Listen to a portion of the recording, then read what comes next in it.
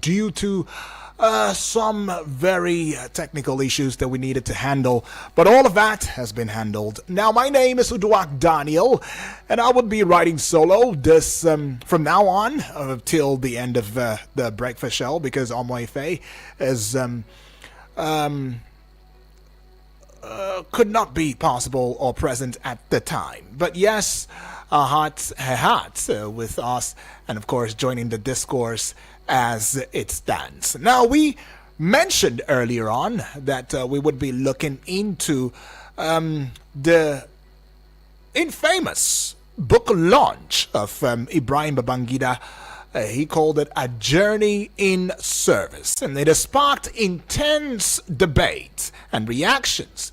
I mean, the title itself raises questions about the accuracy of the events described in the book. Now, the title itself questions, matters that concern the leadership at the time. In fact, former Vice President Yemi Osinbajo played a significant role on the launch day, which has also led to quite a number of questions in this regard. Quite a number of people believe that he was very strong in reviewing the book in itself. If you saw that video, you would see the role he played. I mean, the way he was able to sarcastically, jokingly, and at the same time speaking truth to the leaders who sat in that very particular space, throwing them jabs and questions, and hitting them with some very serious facts.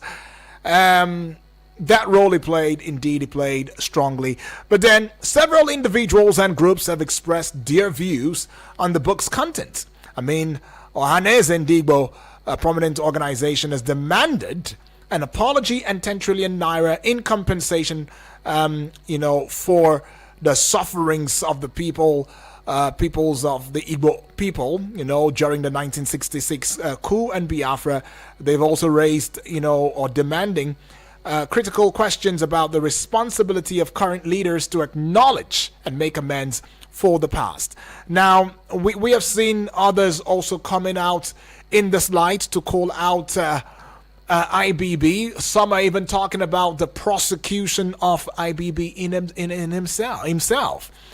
Saying that, well, he was part of the problem as to why we have gallivanted, into the type of democracy that we have today. That is, should he have allowed the late MKO Abiola his mandate in 1993, that we would not be having, this conversation at a time like this. But then again, there are other angles to this discourse as it stands, because he has faced criticisms for his recent comments on the country's political situation. I'm talking about the former head of state, Ibrahim Babangida, right there.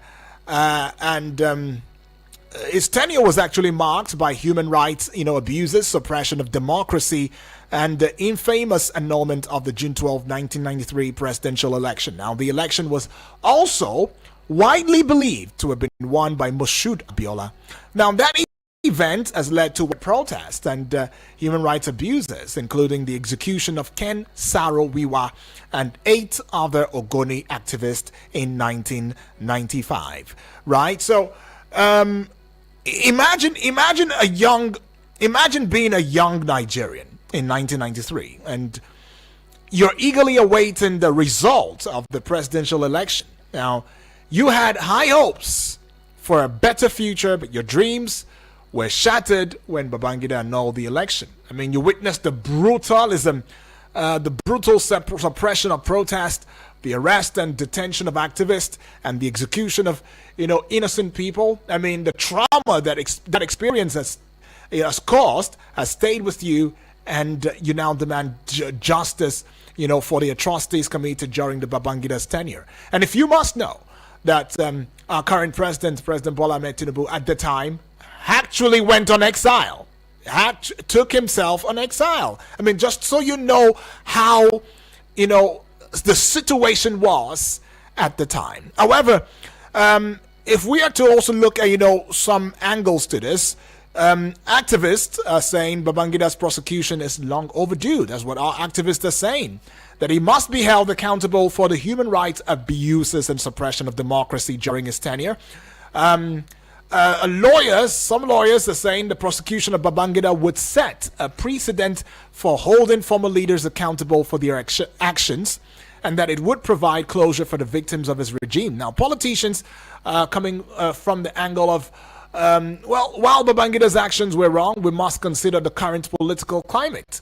I mean, prosecuting him could create some sort of instability and undermine, our very democratic, progress.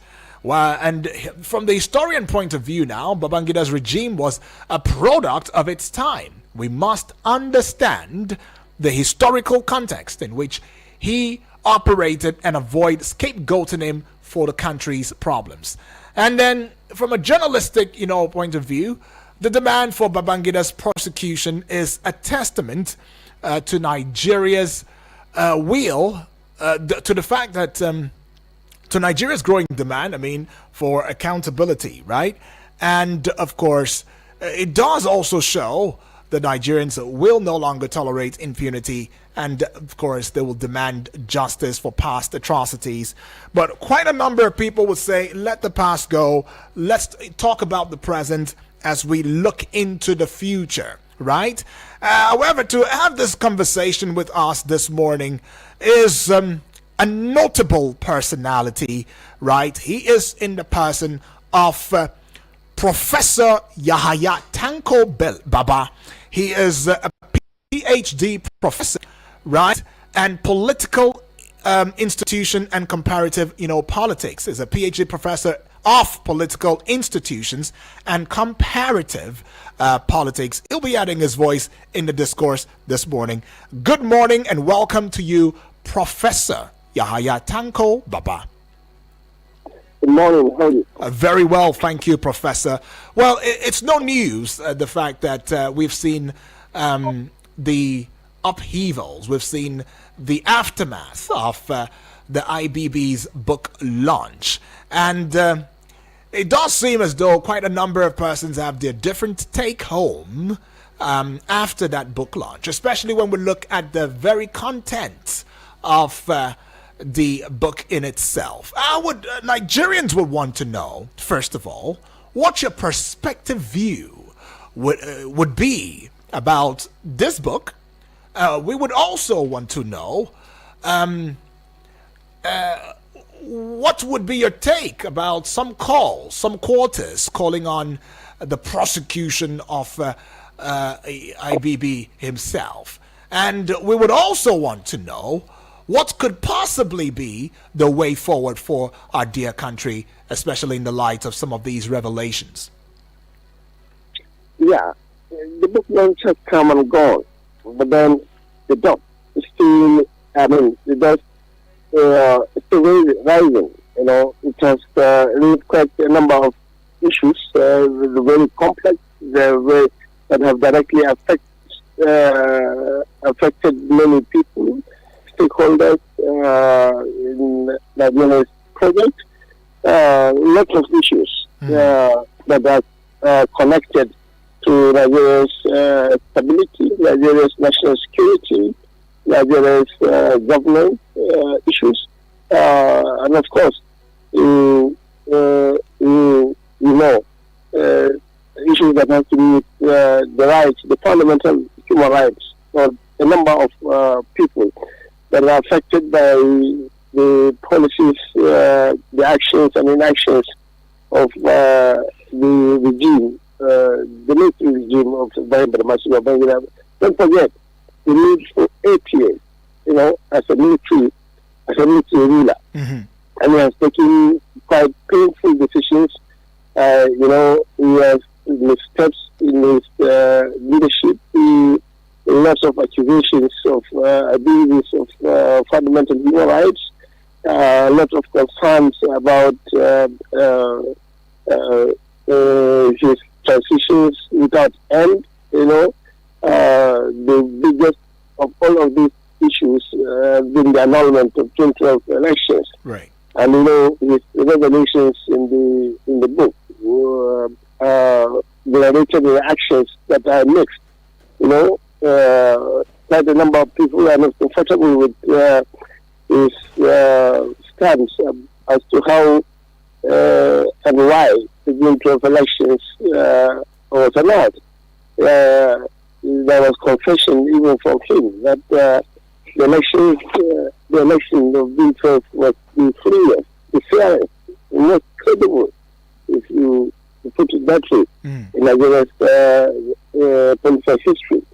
But then its annulment, he said, was not a decision that directly emanated from him as the military leader.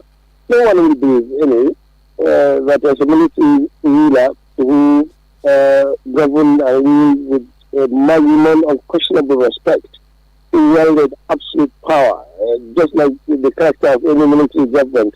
It's strange. It sounds very strange for the world to hear from him that the decision to annul the result of election was not his.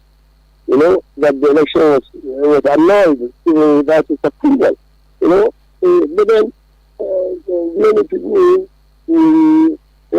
have narrated him as one who is not telling the truth about what has happened in the date of election. But then a number of activists, a number of advocates of human rights, journalists, various platforms from across the country are calling even for the investigation of the activities and abuses of human rights under his regime, and even possible prosecution for the death of many Nigerians who ruled against his policies, his dictatorial and various policies that have actually led to the incarceration, if you like, of many prominent and leading activists in the country. And of course, what was not even clear in his revelation and his book is about the death of the former Nigerian journalist. And if you also recall, at the time, our current President Bola Ahmed Tinubu, at the time, he also actually went on exile at the time to save a head. But then some aspects, from the book, IBB, whilst defending, his stance in the annulment of, that election, which was considered free and fair, or the freest and the fairest elections in Nigeria, maintains that there were forces around him, forces in the country, forces that had forced his hands to be tied. In fact, he even cited the late General Sani Abacha too, as well, as being seemingly one of such forces. His postulation goes to the place of, should that election not have been annulled, that the life of the late MKO Abiola, was already at stake, and that he too, his life was as well at stake. Do you see this reason as a reasonable enough, for such move, especially when such a move as its adverse reaction into the Nigeria polity, as well as the kind of leadership that we've been struggling with up until now? I think this is not sufficient enough, in my mind. It's not sufficient enough to explain why the election has to be allowed. There seems to even be contradiction from his revelations about how and why the election was allowed.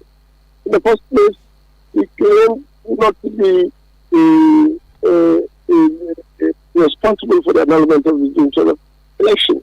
And secondly, he is justifying why the June 12 election had to be annulled, to save the life of Chief MK Abiola and to also save his own life.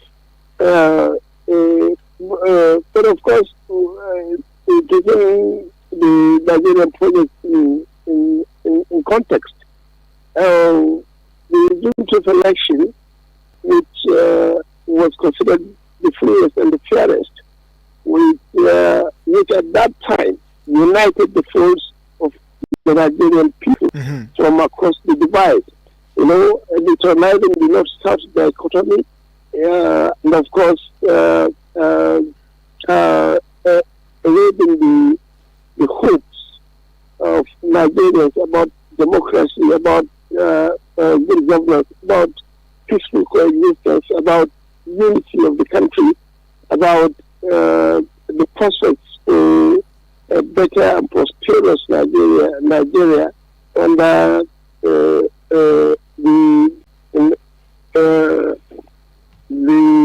leadership, the supposed leadership of Chief MK Abiola. All of these are issues that should have overshadowed, you know, the risk to life of the very ruler of the country, himself, Babangida, or even the winner of the elections, Chief MK Abiola. That the question of saving his life, and of course the question of stability and security being the reason of why the election had to be annulled. You know, it doesn't seem to make any sense, because when the election was annulled, there was some oil, there was upheavals, there were riots, there were destruction, there were animosity. There was animosity among Nigerians. Nigerians were even turning against themselves. So if it's about national security, if you talk about stability, if you talk about peaceful coexistence, the annulment actually surrounded those concerns. So all that people can drive from what IBB has said about the annulment of the election. Right. It has to do to personal, survival. Right, Prof. Let me come from the place where one particular dignitary or dignified dignitary that didn't quite show up at that book launch was the former president, Muhammadu Buhari. Would you say that there is any reason for such an omission? Well, this has to do with the personality of the former president himself, and then of course the grudge, so to say, will help. If it's the military coup that ousted him, it's incarceration by the government of Babangida, right? And then of course where he will come as to him as betrayal from his colleagues and from his friends. Remember, the coup against Muhammadu Buhari was staged by almost all the top military brass in government, with the exception of just 3 people: the Buhari, the head of state himself, the chief of general staff, that is to say, the General and the then Minister of Internal Affairs, I guess, General Muhammad Magoro. All other people in the cabinet, retain their seat. It was a conspiracy that was played in a manner of palace coup. So to General Muhammad Buhari, it was betrayal at the highest order, and he was also not comfortable with the policies of Babangida government, which actually reversed every step that was taken by Buhari's government to return normalcy in the country, to still discipline in Nigeria, in the minds of Nigerians, to fight corruption in the country, and so on and so forth. For him, he doesn't have to align with his former friend, and colleagues in the military. To him, he has betrayed him as a friend. He has betrayed the nation. He has destroyed the nation with his policies, with his mischievous, strategy of consolidating himself in power, and so on and so forth. Right. But then some will argue that this is actually not enough. It doesn't show the kind of statesman in the former president. Everything has gone has come and gone, and then of course they are all stakeholders, they are statesmen, they are former presidents, all of them have made mistakes. Himself was elected as a president. He has made his mistakes. He has also had his own challenges, both as a military leader and as a democratically elected leader. Right. This launch, is just a ceremonial congregation of the people that matters in the country. Let me take it up from there. I mean, that is a ceremonial gathering of people that matter in the country, and just to also shed light, to some of the highly and well-placed dignitaries that graced the occasion on that day. I mean, the book launch of A Journey in Service was attended by dignitaries, including the president. Notably, of course, absent was the former president, President Muhammadu Buhari, whose absence has raised concerns, just as the ones you've, mentioned now. IBB's admission of his role in the annulment of MK Abiola's victory has also been met with mixed reactions. There are different angles to this. Some of the key considerations will be from the place of holding Babangida accountable for his actions, and that it would set a precedent for future leaders. From the place of prosecuting Babangida would also provide closure for victims of his regime. And in the place of institutional reforms, implementing reforms would also prevent future leaders from abusing power and international reputation, where prosecuting Babangida would enhance Nigeria's international reputation for promoting accountability and justice. But that being said, let's also look at the place of we'll head out on recess.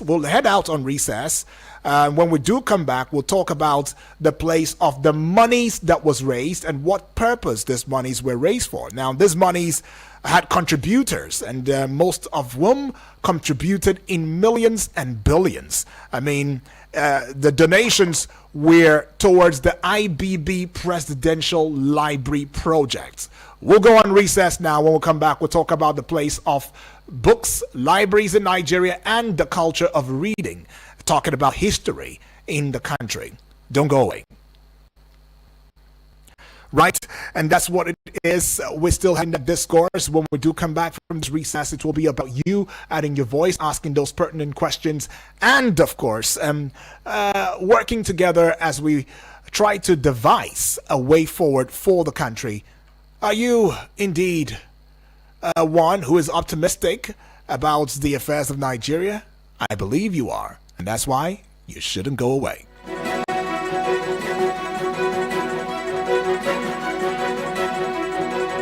Eagles 102.3 Abuja.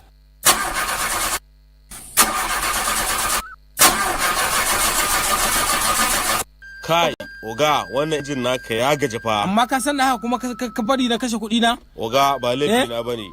Ka san injin nan naka. Kuma yanzu kake faɗa mun haka? To ai nayi na gyara injin nan amma injin nan naka yaki. Kujira aka yi. Ka san cewa injin motocinka da na janareto suna buƙatar mai kyau yadda ya kamata? Ita ce ta hanyar sayan mai inganci. Shi yasa matatar man Dangote ta tace muku man fetur zuwa RON, wato tsaftataccen mai wanda shine ingantaccen man fetur ɗin da zaka iya dogaro ko amincewa da shi a dukkanin injinanku. Lokaci yayi da za ku kula da injinanku sai man Dangote mai inganci. Eagles 102.3 Abuja.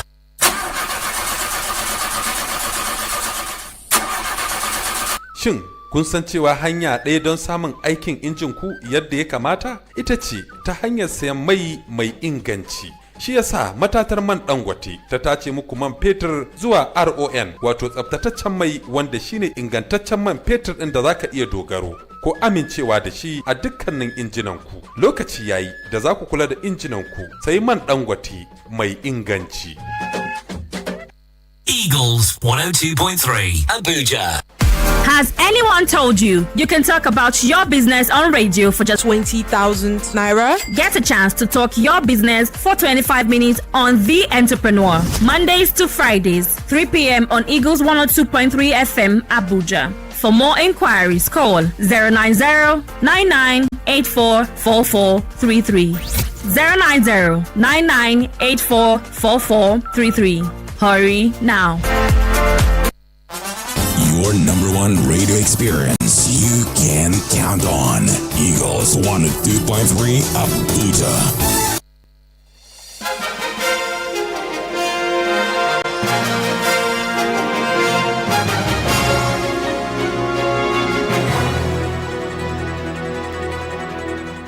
You are still tuning and locked on to Eagles 102.3 FM Abuja's political and current affairs prog show. We call it the Eagles Outlook, and it is on this very segment of the breakfast show that we talk politics and current affairs. And at this point in time, we're looking into a question: can the prosecution of former military head of state IBB hold him to account for his actions? Right? Can the prosecution of former military head of state IBB hold him to account for his actions? And our guest has been Professor Yahaya Tanko Baba, is a PhD professor of political institutions and comparative politics. Now, you too can join the conversation, ask your questions right there, and let's dissect this topical issue together via the studio number 0907 353 0044. That is 0907 353 0044. So you stick to that number for the voice call, and then for the WhatsApp call, you can for the WhatsApp message rather, you can just send us a message via the WhatsApp portal number 0909 705 4450. That is 0909 705 4450. And across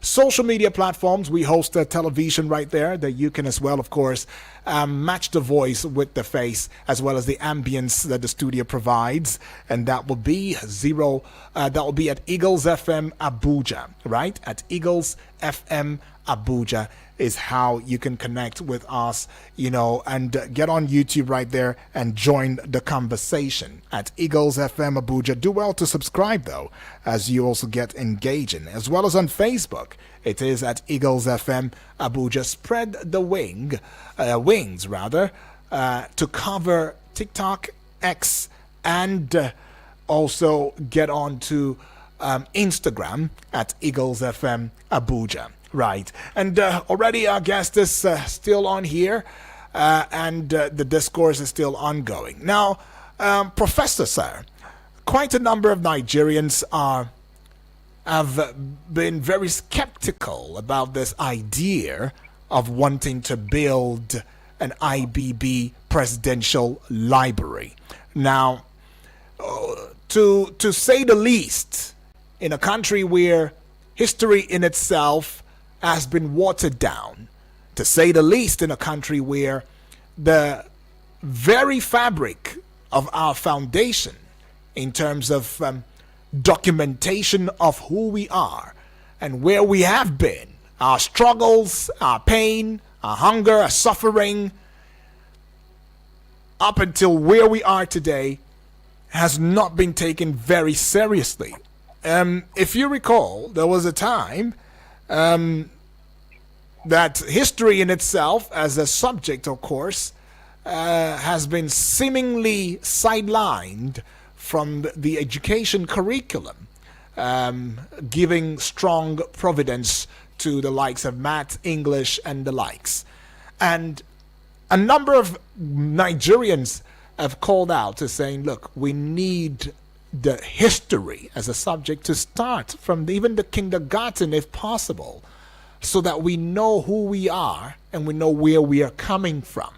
As many believe that should we know who we are, we better embrace ourselves and understand our differences and understand where we meet,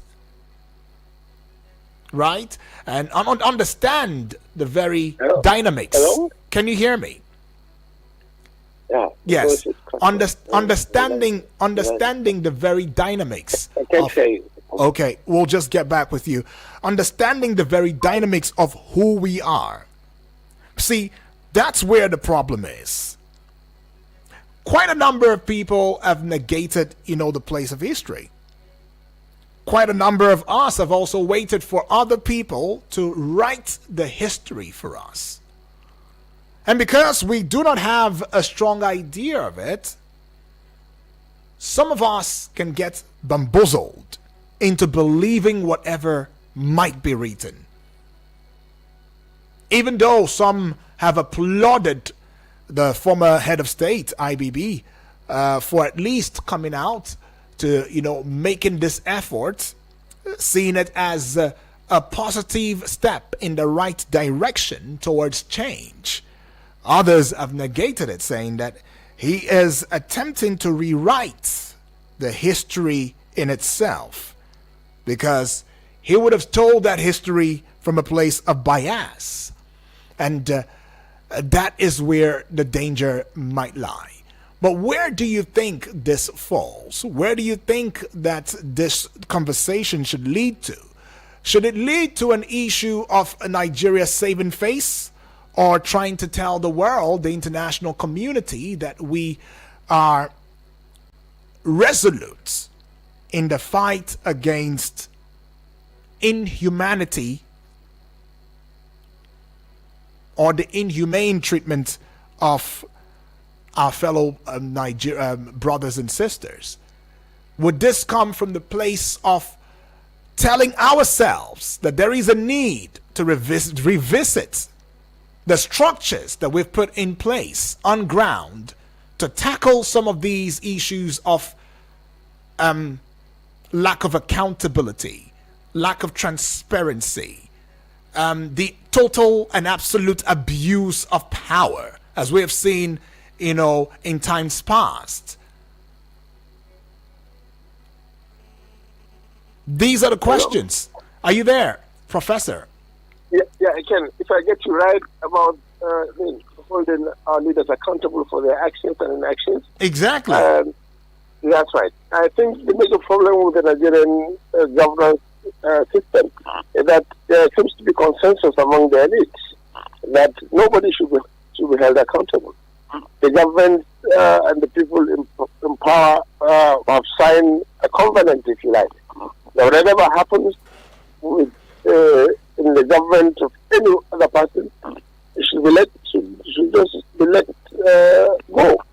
Otherwise, you remember what has happened with the Oputa panel and the Oputa tribunal through reconciliation and fact-finding platform. It was even done largely because the target person is dead. But there was nothing mentioned about June 12th in the Oputa panel. There was nothing about abuses of human rights and Babangida's regime. The target always was on Abacha, General Abacha. his regime, his official, his lieutenants, and this was largely because the then President Obasanjo was directly affected, in the what you call the dictatorial rule of Obasanjo's regime. But then whatever had happened under different regime, it's not only Babanga's regime that people were targeted, people were killed, their rights abused, even under democratic rule. We have had a series of accusations and complaints about disappearances, deaths, incarceration of people, even the last regime under Buhari's government, lots of people, for instance, the former NSA of Jonathan's government was incarcerated, multiple court orders were given to the government for his release, and but the government refused. So I think the prosecution of Babangida should have been done should be done not only not in the formal conventional court, but there should have been a commission of inquiry, a fact-finding, truth and reconciliation commission, where victims and survivors of the misrule, so to say, of the government of IBB will have the opportunity to hear their voices, and for them to be responded to by the person that was central to the decision that led to either the death, the illegal incarceration of people, and so on and so forth. So that at the end of it all, just like the Desmond Tutu-led Truth and Reconciliation Committee in South Africa, where people will have the opportunity to forgive, or people will have the opportunity to be compensated. They should have been, because from what is happening in Nigeria, the elites are not interested in punishing themselves, because all of them, democratic rulers and military rulers, are committing atrocities, in government. So I don't see the possibility of him prosecuted. I don't see that, because many other leaders in Nigeria have committed series of abuses, of fundamental human rights, of killings, of corruption, of bad government, and so on and so forth, that have affected the lives of many Nigerians. So I don't think, because the junta was annulled. And remember, Bola Tinubu is one of the leading activists and advocates of the restoration of the mandate of Chief M. Wadela. Himself was at the book launch. He was a nightmare during Babangida regime. But he was at the book launch, elegizing the former leader, largely because he is now the leader, and he is not free from accusation of maltreatment, of abuse of human rights, and so on and so forth. So you don't even know what he will commit. So what could possibly be the way forward then? Should we get back to the past and try to see how we can persecute one who had wronged the country in the past, or should we just look at where we are, analyze the situation, and work towards tomorrow? No. I think what should be, the government will not champion the cause of punishing past rulers. Why? Because the government is also guilty of the same crimes that the government in the previous time committed. So I don't see the possibility of any government punishing officials of any government. When Buhari took over power, we thought all heads will roll government in the government of in the former government of Johnson, but it didn't happen. But the government of Buhari committed some of the worst, even corrupt practices. So I just give you one example of the central bank governor. The former president complained that monies were withdrawn from central bank from a piece of a rough, directed from a piece of a rough paper. But what happened? The same central bank governor was retained, his tenure was renewed. And now look at the charges that the former central bank governor is facing. So, Prof, it takes us to the question of what does this make of the Nigerian institutions and the systems and the structures? What does this make of us? The problem now is that Nigerian institutions are weak, and that the weakness of Nigerian political, social, and economic institutions is the bedrock, the genesis of Nigeria's governance crisis and political instability. But as long as we desire to make progress as a country, we must actually revive our institutions. And in reviving the institutions, wouldn't it mean for the country in itself to take seriously the need to bring to book whoever could be a sacred cow, and show it as a deterrent to others who may be intending? One of such, allegedly, might be IBB himself. Yes, that is exactly what should help, reinvent Nigeria's institution. When individuals, groups, and everyone in the country is actually equal before the law. When there is primacy of the Constitution and the equality of all before the law. That's the only way the Nigerian state can actually be saved.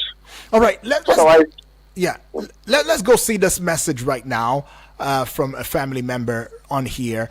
Says, good morning, Daniel. I'm in Nasarawa State. Good morning to you. It says, if it were in other countries, the question, the answer to your question would have been capital yes. But in Nigeria, history shows no former president or head of state has been prosecuted by any court. All right, and Tekenbi goes on to say, okay. Alrighty, says, not even stolen funds recovered from them except for Abacha who died. But if Abacha were to be alive, nobody can dare him. A former president in Nigeria ordered killing of our people in Odi Bayelsa State and also Zaki Biam in Benue State, but still moving freely and didn't answer for the crime. Nigeria's presidents are the most powerful in the whole world, and they can do anything and get away with it. Tekken Bihundu right there in Nasarawa. And that also is the fear, because just as the guest and you, Tekken have said and mentioned now, that look, it doesn't seem as if there is any truth in this prosecution process, as quite a number of people are beginning to say, it seems like the justice system is solely targeted at the poor, and those who are the haves, seemingly know how to go around and about, conversations that border around either the Constitution or the law in itself. And until we are able to ensure that there is no fat cows within the system, within the processes, until we're able to do that, we may not be able to move forward as a people. We may not be able to strengthen the institutions, that we have put in place, to set things aright. Professor Yahya, welcome back. Hello, Prof. Thank you. Yes. So a family member is saying that based on history, no former president or head of state have been prosecuted by any court of law in Nigeria, and not even those who have stolen funds, have been recovered from them, except Abacha himself. All right, we just lost the prof again there, but anyways, we'll get on to yet another message right about now and see how far with this message. But then, just to also put it out there, maybe just a call we can do at this point in time. We can take a call from you. Let us into your thoughts in the matter. 0907 353 0044. 0907 353 0044 is the number to call. Now, a message via the WhatsApp is saying, it's coming from James, right? A message from James all the way from Suleja. Greetings, he puts it out there. Protocols duly observed. Says, this is James from Suleja. Finally, the truth about the 1966 coup has come to light in Sena Climes. All right? The book should be enough evidence to indict and try IBB, but yet we saw a show of shame where everyone were busy clapping. The elites and those in leadership circles are just a committee of friends who share common interest. Little wonder subjects like history were expunged from school curricula. Right, James? Some had talk you just made out there, and thank you for that. Well, we'll try to head out, connect with the guest again, and although he had tried to proffer some solutions, talking about the need for reinventing of our system and structures, also alluding to the fact that we have weakened systems and structures in the country, and they are not efficient enough to indeed tackle the issues of corruption, as well as bring accountability and transparency into limelight. Well, hello to you, Professor. Hello? Can you hear me? I can't hear you. The network is bad. Okay. Well, it's really sad. But a good thing about the discourse is he has made it clear that first of all, it seems as though there is, as he puts it, a covenant between the elites that there should be no prosecution of each other in the course of this leadership struggle. And he has also said that, look, there is a need for reinventing the entire system and the structures that guide us as a country as well.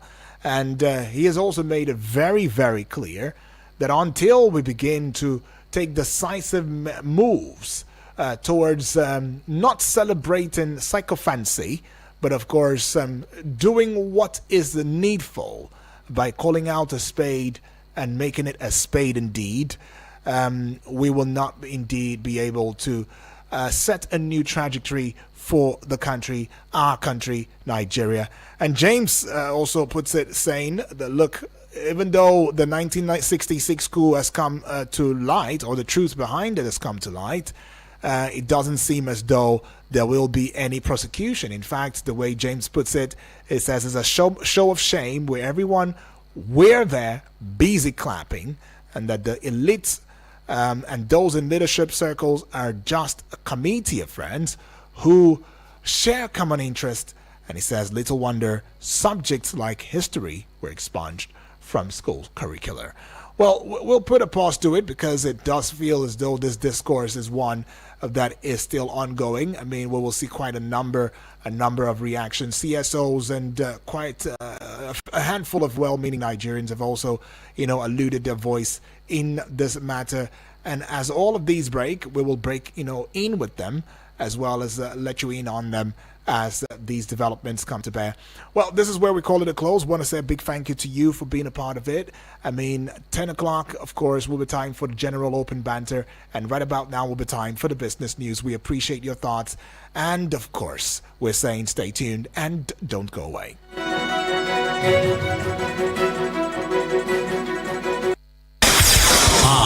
you ready?